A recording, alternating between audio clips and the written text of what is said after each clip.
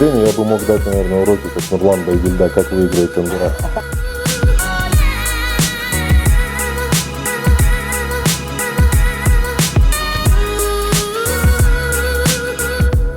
Немесе қырқып жазыламыз.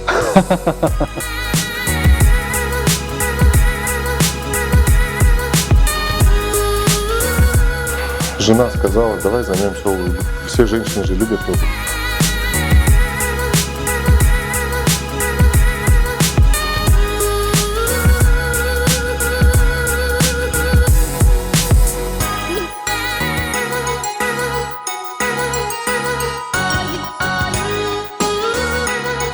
Allah razı olsun. Hoş geldiniz. Sağ olun.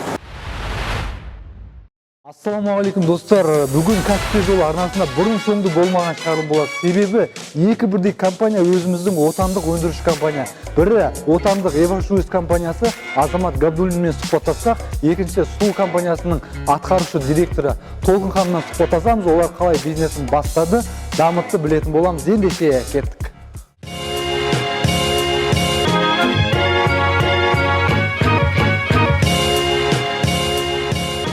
Ассалаумағалейкум, Азамат мырза. Алейкум ассалам. Давайте сразу первый вопрос вам задам. Давайте определимся со статусом. Кем вы себя считаете? Предприниматель? Предприниматель? Обычный предприниматель из Казахстана. Пытаемся что-то сделать более-менее хорошее. Вообще мы когда даже любой бизнес свой открываем, основа для нас это мы должны приносить какую-то пользу. Нельзя там просто делать бизнес просто ради бизнеса, не знаю, как современные там западные понятия. Для нас бизнес должен быть полезным. То есть все наши проекты, которые мы ведем, они действительно... Это полезность? Мы реально смотрим на то, чтобы они приносили какую-то пользу. В первую очередь пользу для общества. А деньги? Второе, третье, да? Но это все идет в параллель. Бизнес без денег, его тогда нельзя назвать бизнесом, можно заниматься благотворительностью. Азамат мырза, расскажите свою историю. Как это началось, ваш предпринимательский путь? Нет, предпринимательский путь я в 2003 году окончил университет. И после этого начал заниматься бизнесом. Первый бизнес какой у вас был? Вообще самый первый бизнес я выиграл тендер на поставку противогазов. Мои друзья до сих пор надо мной смеются. Это была сумма 45 миллионов тенге в 2003 году, огромные деньги. Я должен был поставить противогазы на железную дорогу. И я на нем очень сильно попал в долги. Мне пришлось там рассчитываться. Следующие там несколько лет я работал, чтобы покрывать эти долги. Я занимался бильярдной, общепитом занимался, ну, то есть вообще различные стадии. В какой-то момент у нас была компания, мы занимались диагностикой трубопроводов, газонефтепроводов. Так, как зарабатывали первый миллион? Тенге или доллар? Тенге или доллар? Не знаю, первый миллион тенге заработали. Ну вот, открыли бильярдную. Бильярдную, да? Это в каком году? 2000, наверное, 5 или 6 год. 4 года вы заработали первый миллион тенге? Да, первый миллион тенге. До миллиона долларов мы сейчас не дошли. Не дошли. Да. Когда планируете? Тем более для YouTube-канала мы вообще не дошли и не дойдем. В бизнесе, когда ты себе ставишь цель, вот именно зарабатывание денег, это не должно быть твоей главной задачей. Да. Вот ведя свой бизнес, вот особенно я, альхамдулилля, лет 8 уже в намазе, и вот постоянно, когда получаешь знания, просто глаза открываются, и просто тебе становится очень легко вести все свои дела. Когда ты сопоставляешь свой бизнес с шариатом, бизнес-иман. Когда ты вот это сопоставляешь, очень легко становится вести бизнес. Почему? Потому что ризык приходит от Всевышнего. Мы всего лишь создаем какие-то причины для того, чтобы получить этот ризык. Если ты это начинаешь понимать, ты просто начинаешь создавать причины, начинаешь просто работать. Действовать. Работать, действия. Когда ты начинаешь понимать, что ризык от Аллаха, ты понимаешь, что я от себя могу сделать только причину. Будет вознаграждение, альхамдулилля. Не будет вознаграждения, альхамдулилля. Значит, Аллаху это лучше известно, какой подарок нам преподнести. Я перестал расстраиваться. Реально, были провальные проекты, в которые мы там 100 тысяч долларов, 200 тысяч долларов вкладывали. Мы проигрывали их, эти деньги, теряли. Можно было там с ума сойти, да? Ну, это даже на сегодняшний день, я считаю, это неплохие деньги. Но когда у тебя есть иман, ты понимаешь, что значит так должно было быть. Значит, ты где-то сам не доработал, значит, ты где-то сам не дотянул, значит, ты сам где-то свои старания не использовал на 100% свой потенциал. Поэтому вы не ставите с собой там денег. Да, вот когда там, для себя ты публичность, ставишь да? деньги на первую вот во главу угла ты ставишь деньги, 99% этих денег не достигнешь. И потом будет разочарование. Да, будет просто разочарование и так далее. Поэтому в первую очередь самые полезные люди те, которые приносят пользу для общества. Лучшие люди те, которые полезны для общества. Вот мы, как бизнесмены, на нас действительно огромная ответственность. Я вот всем постоянно об этом говорю, все друзья это знают мои. То, что я говорю, мы должны просто приносить пользу. Если все будем друг друга поддерживать. Я вот делал дома ремонт, пошел принципиально, купил карагандинские эти батареи. Да. Потому что я знаю, ребята, я был на их заводе, я посмотрел, они действительно это делают. Делают это от души. Может быть, чуть-чуть некачественно, но вспомните китайские товары в 90-х годах, когда привозили одна штанина, короче, другой, там непонятные какие-то костюмы, да? Но они научились друг другу доверять, они научились друг другу верить, они научились тому, что нужно друг друга поддерживать.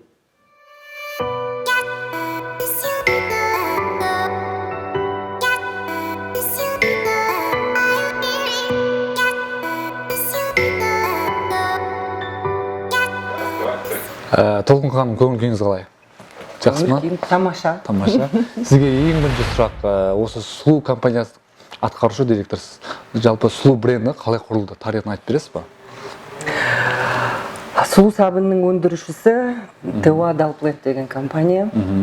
Бұл компанияның учредительдері дейміз ғой. Негізін қалаушысы. Негізін қалаушысы. Осыдан бір 5-6 жыл бұрын деп айтсам болады. Туркиядан специалист шақырған. Арнайы мамандарды шақырып, Арнайы Қазақстанға алып маманды келіп. шақырып, Қазақстанға алып келіп, осы жерден завод ашылған. Қазіргі сол завод салынды 2013 жылы. Қанша мың доллар инвестиция тартылды бұл жағынан? Ол шамасымен 400 миллионға жақын инвестиция құйылды. Оның ішінде жаңа жері бар, заводы бар, құрылғылары бар, неше түрлі специалистер бар. Біздің өндірісіміз өсіп жатыр, дамып жатыр. Сондықтан әрине тағы инвестиция құйып жатырмыз, керек болып жатыр. Экспортқа шығып жатырмыз, оның бәріне. Қай жаққа шығып жатсыздар, қай мемлекеттерге? Мысалы, біз Қытайға шықтық, былтыр Ресейге шығып көрдік. Ресейге шыққанда біздің сабынымыздың құрамында тек қана өсімдік майынан өндірілетін болғаннан кейін бізде халал сертификаты бар. Қазіргі таңда Қазақстан нарығының қанша пайызын, мысалы, доля рынка қанша пайызын алып жатсыздар? Мысалы, именно осы салада сабында көп қой енді, шетелден келген сабында, басқа сабын бар. Именно қанша пайызын қамтамасыз етіп жатсыздар Қазақстанда шамамен? Қазір шамамен уже бір 10%-ға жақындап қалған шығар.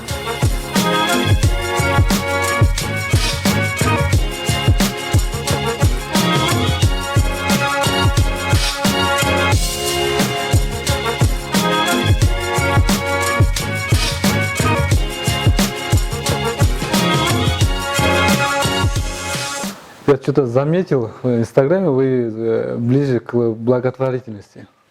Ну, что бы вы сделали, если бы ваша перспектива была 10 раз там больше? Может быть, в Инстаграме как-то выглядит, что я там какой-то сторонник благотворительности или там фанат. Я на самом деле не фанат благотворительности. Есть такое хорошее выражение, что не раздавайте людям рыбу, научите их ее ловить. Да. Поэтому вот у нас с партнерами сейчас вся программа, она построена именно, мы хотим обучать людей. Человек, который умеет работать своими руками, никогда голодным не останется. Ни в одной стране мира он не останется голодным, всегда будет востребован. У каждого предпринимателя есть свои сильные и слабые стороны, да? А у вас есть там слабые и сильные стороны? Конечно, как у любого человека, мы же не все олимпийские чемпионы. Одна из слабых сторон — большая расфокусировка. То есть дефокус вообще в бизнесе Это очень важно. Это очень важно. И вот я сейчас себя учу тому, чтобы нужно фокусироваться на определенных делах и планировать свое время, свои там. Вот последние 2 года я активно этим занимаюсь и до сих пор не на том уровне, на котором бы я хотел. Такой классный инструмент я применял, это Mind Maps, когда можно было планировать. То есть ты тогда планируешь свой целый день, месяц, год и так далее. А у вас сильные стороны есть? В каком деле вы мастер? Одно из качеств, которые, по крайней мере, все партнеры Так считают. так считают, да, то, что у меня чуйка на хорошие идеи.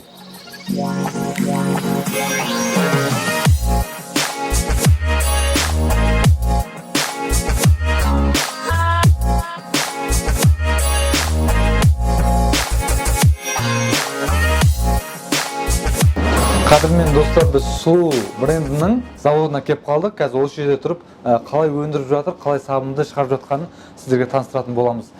Сізге бірінші сұрақ, осы 2018 жылда сұлу сабынның айналымы, ақша айналымы қанша болып отыр? Бүгінге ақшаның айналымы 400 миллионға жақын болып жатыр. Ал маржа қалай болып отыр? Маржа, табыс көзі. Маржамыз біз қазір минималды маржада істеп жатырмыз. Өйткені мысалы сабынның бағасы 100 теңге болса, біздің маржамыз 8 теңге, 10 теңге деп айтсақ болады. Ол өте аз, минималды. Біздің үйтіп істеп жатқан себебіміз біздің өнім сұлу сабыны адамдарға танымал болсын, қолжетімді болсын. Өйткені айтып кеттім ғой, бізде қазір импорт шетелден келген сабын көп. Соларды біздің нарықтан кішкене шығару деп қойып. Импортозамещение дейді ғой, өзіміздің өнімді. Өзіміздің Қазақстандағы былай ішкі неге қамтамасыз ету, толық қамтамасыз ету. Негізі алдағы 2000 мысалы, мәселен 20-ға дейінгі жоспарларыңыз қандай осы сұлу сабын аясында? Қандай жоспарларыңыз, мақсаттарыңыз бар, нақты стратегия? Мақсатымыз енді әр Қазақстанның отбасы біздің сабынымызды пайдаланса деген мақсат жоспарыңыз бар. Біздің жоспарымыз Қазақстанда. Қандай нақты қадамдар жасаласыздар қазір? Қандай нақты? Мысалы танымалдығын арттыру себебінде аясында брендтің біз қазір көп супермаркеттерде мысалы акция дейді ғой, акциялар өтіп жатыр. Ол кезде бағаны түсіреміз. Себестоимостьтан да төменбек болып кетеді кейбір кезде. Оны жаңа мен айтқандай біздің пайдаланушылар, тұтынушыларымыз сатып алып, пайдаланып, сапасын көріп, бағалап, сонан кейін келешекте мысалы біздің өнімімізді таңдаса деп сондай мақсатпен сіздердің былай айтқан стратегияларыңыз былай ұзақ мерзім стратегия. Ұзақ мерзім стратегиясы, иә. Бастапқы кезде жаңа халықты осы немен үйретіп, таныстырып, шынымен пайдасы бар екенін, ұзақ мерзімге жететінін үйретіп, одан кейін жаңағыдай ары қарай жұмыс жалғастыра беру. Қазіргі таңда компанияда қанша жұмыс жасайды? Қанша жұмыскер жұмыс жасайды? Бүгін компанияда 32 адам жұмыс жасайды. Ал өндіріс заводында? Өндіріс заводында, көбісі өндіріс заводында істейді ғой, 22 адам. 22 адам, иә. Обороттарыңыз үлкенді, бірақ адамдарыңыз аз екен, иә? Оборот үлкен болғанда бізде, линия окончательной обработки дейді ғой, полуавтоматизированы. Сол үшін негізі көп адам керек емес. Мысалы, осындай заводтарда, мысалы шетелде 3-4 адам істей берсе де болады. Біз қайта процесстердің көбісін адам қойып жатырмыз. Себебі жұмыспен қамтамасыз етіп. Көбірек адамды жұмыспен қамтамасыз етіп, олар жалақы төлейтінде, социальный налог, пенсионный налог дегеннен болашақтарын ойлап максимально. Онда қазір осы өндіріс компаниясының директорымен сұхбаттасып көрейік. Sometimes I'm so home.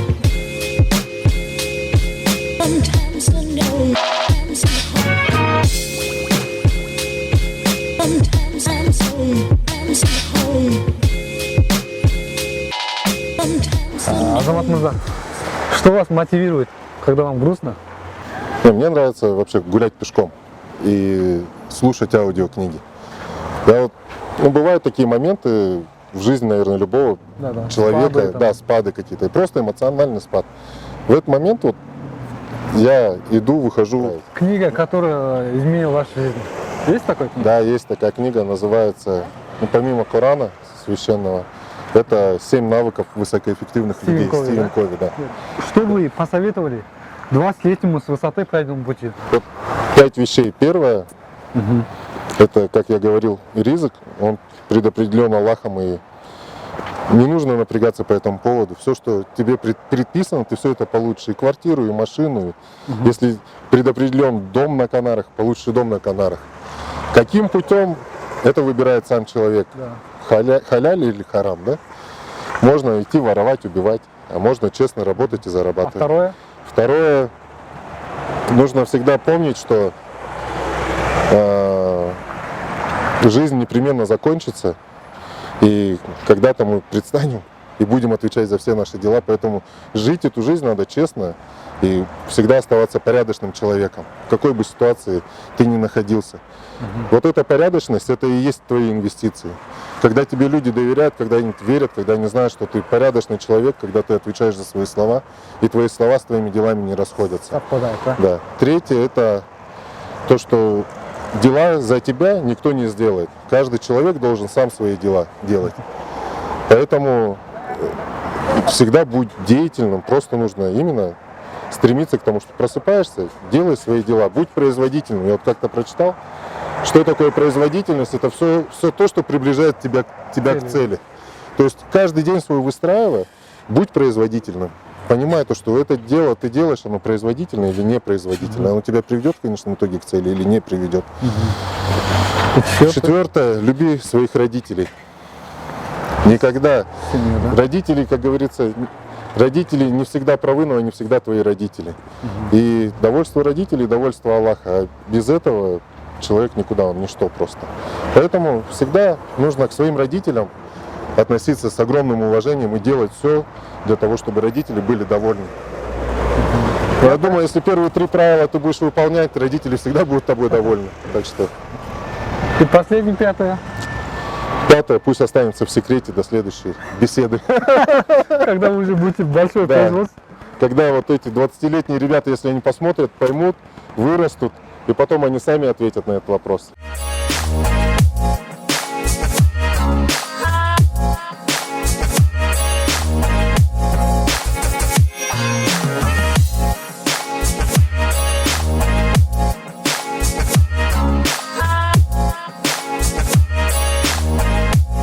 Суу сабынын өндірістік заводына келіп қалдық. Осында заводтың директоры Атабек мырзамен бір-екі ауыз сөз алады.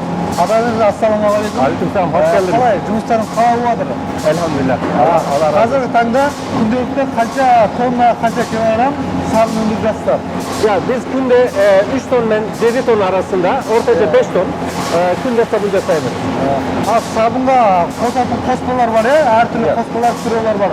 Оны қай жақтан алып жатсыздар? Kebirlerini Malezya'dan, Endonezya'dan, kebirlerini Avrupa'dan, yani Germanya'dan, Türkiye'den, Rusya'dan, Kazakistan'dan alıp sonradan koşup sabun çıkartamız. Ya. Осы завод орта полу автоматизация, жарысы автомат түрде жұмыс жасайды, жарысы адамдар жұмыс жасайды. Қиын кездер болған жоқ па? Мысалы, өндірісте көп заказ болып, өндіре алмай, жаңағыдай үлгере алмай жатқан бір қиын кездер болған жоқ па? Yok, şükür Allah'a, yani bizim hazırki cümle eden balalarımız öğrenip kaldı. Eğer gerek olsa onu 24 saat işleyip onu үлгереміз. Onda başka problem yok. Проблем болып жатқан жоқ. Hiç problem yok. Су сабынның әртүрлі түрі бар, соған қарай әртүрлі қоспалар болады. Негізгі процесі қай жерден басталды? Мына жерден басталды ма? Ya, birinci prosesimiz ana yerden başlayıp bizim mikser diye ayıttığımız bir şeyde, haznede, mikserde ona her türlü sabunun özünce kompozisyonlar жасайып, formülasyon жасайып, sondan çıkartıyoruz. Yani burada bölük bölük formülasyonda sabunlar çıkartıyoruz. Sabunlar түседі. Sonra buradan çıkartıp derini buradan silindirde edeceğiz. Boya қосылады.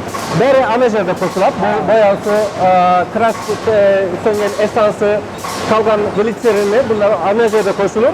Formülasyona bağlansın. Sonra hem buradan çıkartılır, ezilir. Yani burada homojen hale getirilir. Homojen diye ayıklanır. Одан кейін бар мына жақта дайыны. Burada vakumdan içerisindeki havaları alınır. Sondan кейін burada bıçaklardaki sabun kesilir. Preslenir. Preslendikten кейін bu yaşıklar alınır. Buradan da упаковкаларға gelir. Buradan da упаковкаларға gelip dayın sabunға қораптар. Сонан кейін коробкаға салып, en son dayın sabun haline getirir.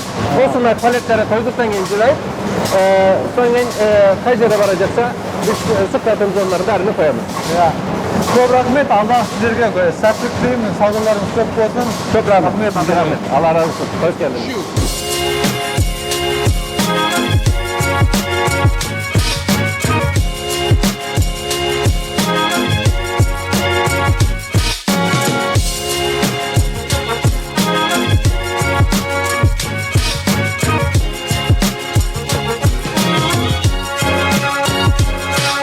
Азамат Мырза, почему вы выбрали именно обувной бизнес? Жена сказала, давай займемся обувью. Все женщины же любят обувь. А сколько вложили в этот проект сейчас, в данный момент? Ну, на сегодня больше 300 миллионов. 300 миллионов тенге. У вас есть партнеры, Да. учредители? Есть партнеры, да, у нас несколько Инвесторы есть? человек. Нет, инвесторов нету, мы все своими деньгами вкладывались. Какую сумму оцениваете рынок, обувной бизнес? За что берете тут? Вообще вся обувь Казахстана Да, это Казахстан. порядка 500 миллиардов тенге. Казахстан, мы сами себя покрываем Аматилу на 2%, это все производители.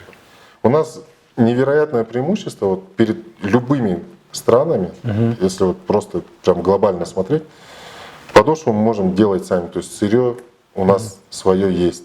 Своя, да? Да. Кожа у нас есть своя в Казахстане. Аллаха шукур, это все есть.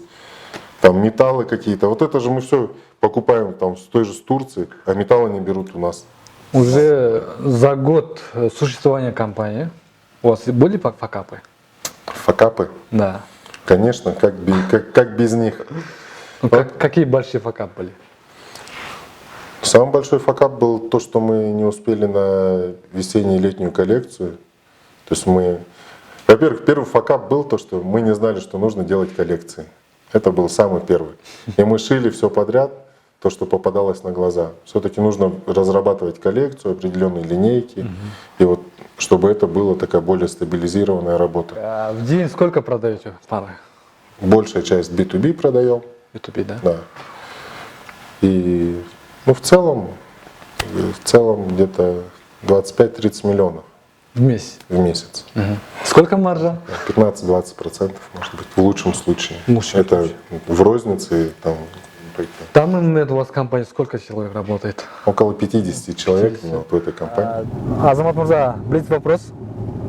Для вас узнаваемость или уважение? Блиц вопрос это подразумевает очень быстро отвечать, да? Да, быстро не раздумывая. Не задумываясь. Уважение, Уважение? Опыт или деньги? опыт, Честность или комфорт? честность, Бизнес или семья? семья, наверное, больше. Инстаграм или Ютуб? Инстаграм. Меня в Ютубе нету, я не знаю даже, что такое. Первая или вторая жена? Единственное. Это вообще провокационный вопрос. Достар, бізде бизнесменмен кездесу рубрикасы бар. Оған қатысу үшін сіз төменде осы каналға тіркеліп, астына не үшін Азамат Мырзамен кездескіңіз келеді, сол жайлы жазып өтіңіз. Біз ең қызықты 3 оқиғаны таңдап алып, таңғы асты Азамат Мырзамен 3 адаммен кездесіп отырып шай ішетін боламыз.